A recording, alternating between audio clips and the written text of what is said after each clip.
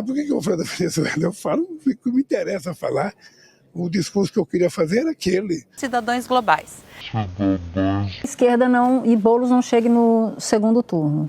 O que vocês vão fazer? E a resposta foi: a nossa base vai, em grande parte, com...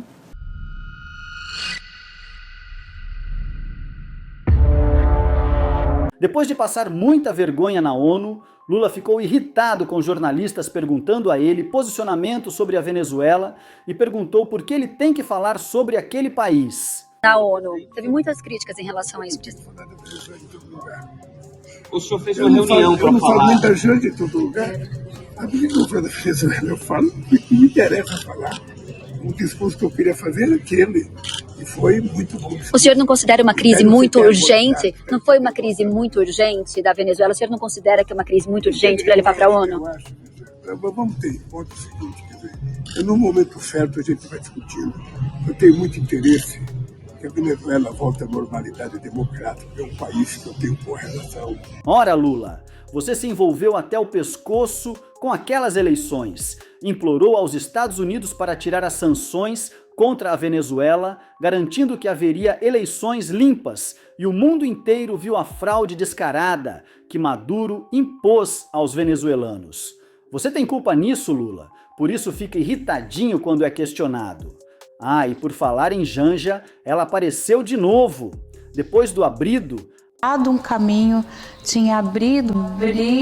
agora ela aparece falando cidadões. Estou aqui no Central Park para fazer importantes chamados aos cidadãos globais.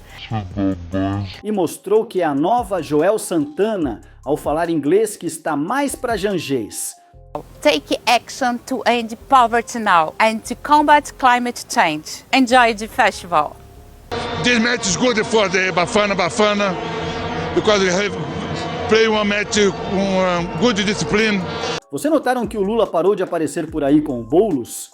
Lula é um sapato de cimento nas campanhas e parece que Boulos não quer que o pinguço apareça ao lado dele nessa reta final.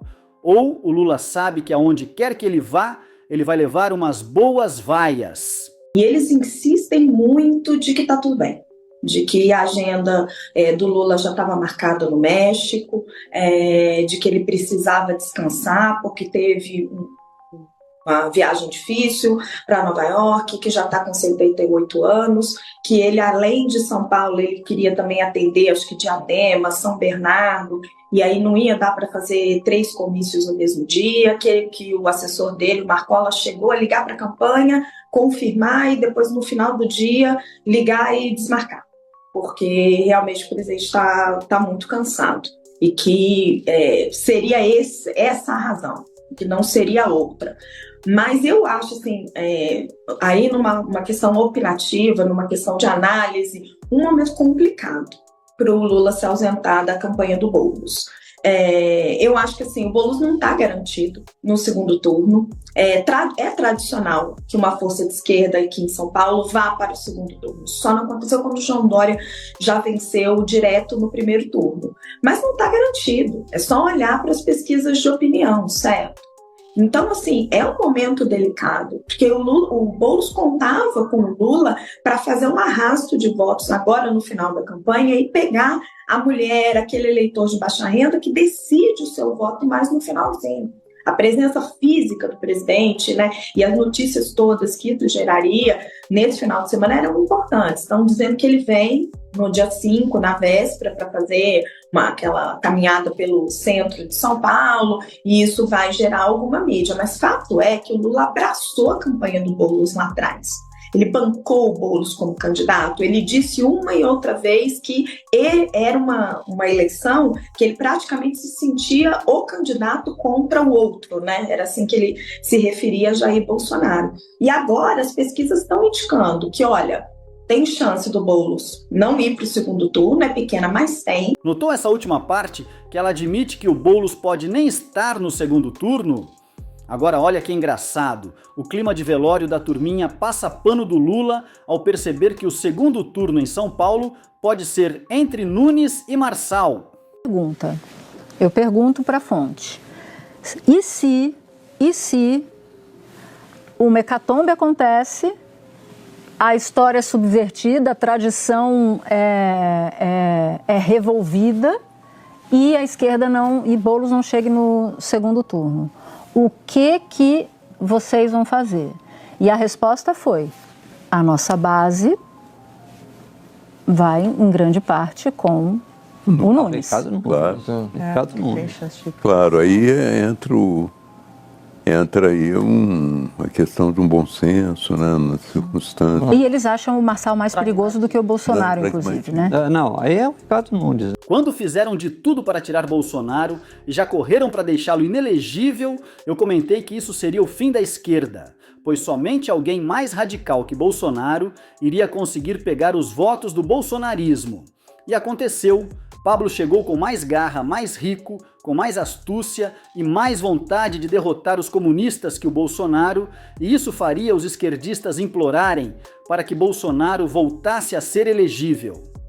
Esse momento parece que está chegando.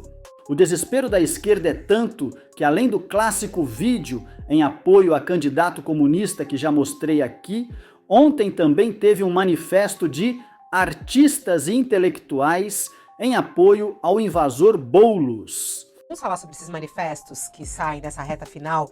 Aliás, essa história do voto útil sempre aparece quando a coisa está embolada do jeito que está, né? A gente viu muito isso nas eleições presidenciais, Lula versus Bolsonaro, e agora a gente vê mais uma vez esse apelo pelo voto útil, com o risco de um segundo turno em São Paulo ser um segundo turno entre dois candidatos que representam a direita, entre dois candidatos que representam o bolsonarismo, vamos colocar assim. Bom, o que aconteceu? Artistas, juristas, jornalistas, empresários lançaram um manifesto nesta segunda-feira pregando o voto útil. O voto útil em Guilherme Boulos, justamente para evitar que o segundo turno seja entre Marçal e Nunes. O texto diz o seguinte, abre aspas, um resultado como esse representaria a consagração pelo voto popular da violência política, da defesa da tortura, do negacionismo científico, da destruição de direitos, do descaso com os mais pobres, do desprezo com a cultura, com as minorias e com a democracia, além do vasto programa de destruição do meio ambiente. Bom, muita gente assinou a carta, entre eles o cineasta Fernando Meirelles, a Lília Schwartz, a Marilena Chauí, professora, Milton Ratum, Nando Reis, André Bujanra, Arnaldo Antunes, entre outros que assinaram esse pedido aí de voto útil em Guilherme Boulos. Então, a esquerda está dizendo, olha, você que é mais de centro-esquerda, vota logo no Boulos, porque senão corre o risco de ter um segundo turno com dois representantes do bolsonarismo. Aí, se isso vai funcionar ou não, a gente vai precisar ver o quanto o eleitor de centro pode ser convencido desse apelo de novo. Será que aquele eleitor que tende a centro-esquerda e que desistiu de Simone Tebet lá atrás está satisfeito com o governo Lula o suficiente para poder dizer assim, eu vou desistir da Tabata porque, nossa, e se eu corro o risco de emplacar dois candidatos da direita, então eu vou logo para o Boulos? Ou será que esse eleitor de centro-esquerda está incomodado com o governo Lula e fala, dessa vez não. Dessa vez eu vou votar na Tabata e paciência, sabe? Porque eu acho que o governo Lula não está sendo nada disso que eu esperei, tem corrupção de volta, tem um monte de coisa que eu não estou gostando. E será que aquele eleitor de centro-direita está ali falando, puxa vida, né? O quanto que ele tem medo de uma volta, de um bolsonarismo doente, acirrado, de volta no nosso país, um bolsonarismo anti-vacina, um bolsonarismo que assusta, e ele vai logo de Ricardo Nunes. Não é homem? Não.